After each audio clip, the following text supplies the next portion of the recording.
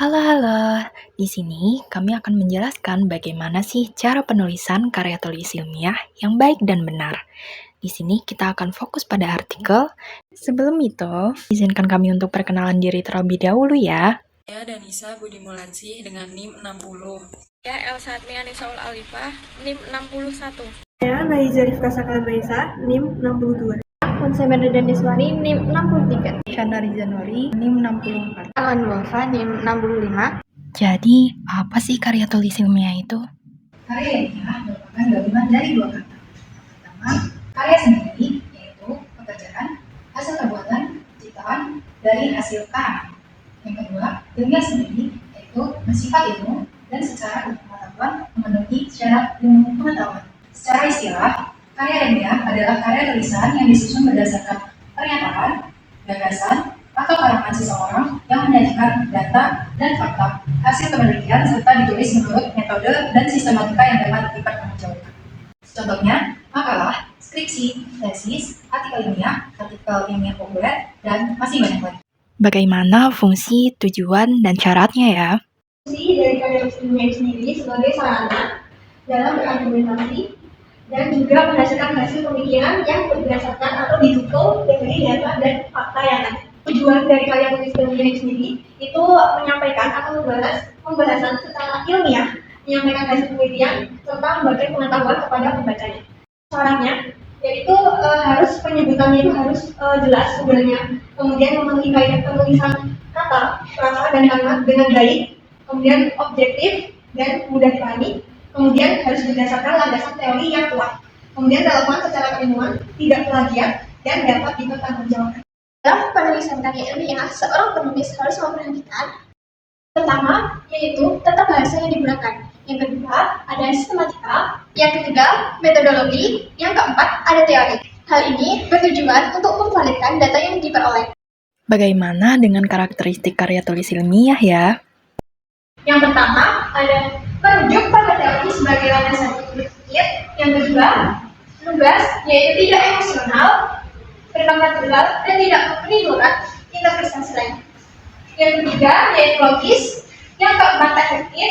Yang kelima, efisien, yaitu menggunakan kata atau kalimat yang penting dan mudah dipahami. Yang keenam, ada objektif, yaitu berdasarkan fakta. Dan yang ketujuh, yaitu sistematis yang baik pada penulisan maupun di pembahasan. Apa saja yang perlu dipersiapkan untuk menulis karya tulis ilmiah?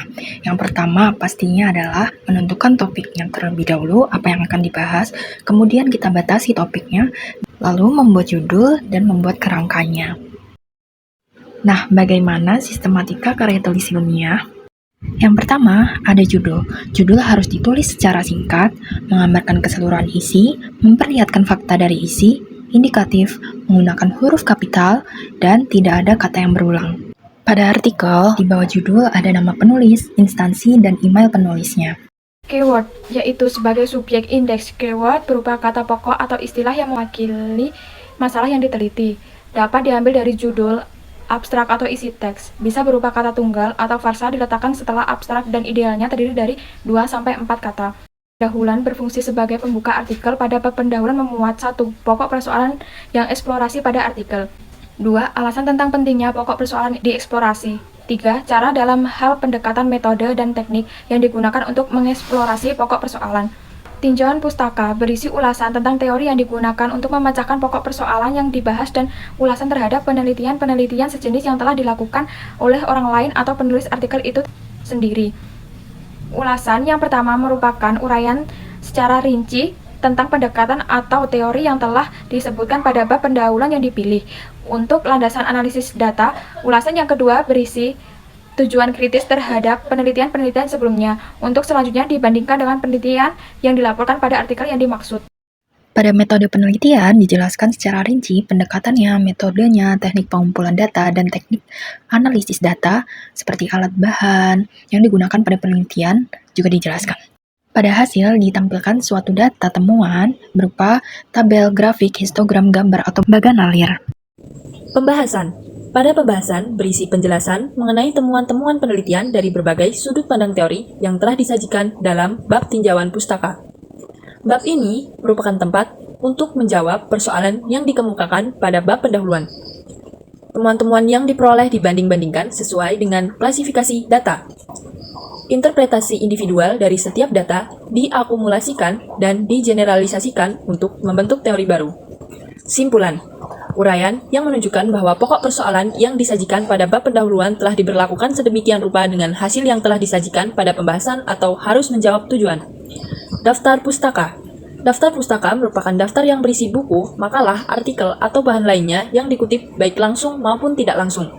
Unsur yang ditulis dalam daftar pustaka secara berturut-turut meliputi 1. Nama penulis ditulis dengan urutan, nama akhir, nama awal, dan nama tengah tanpa gelar akademik. 2. Tahun penerbitan.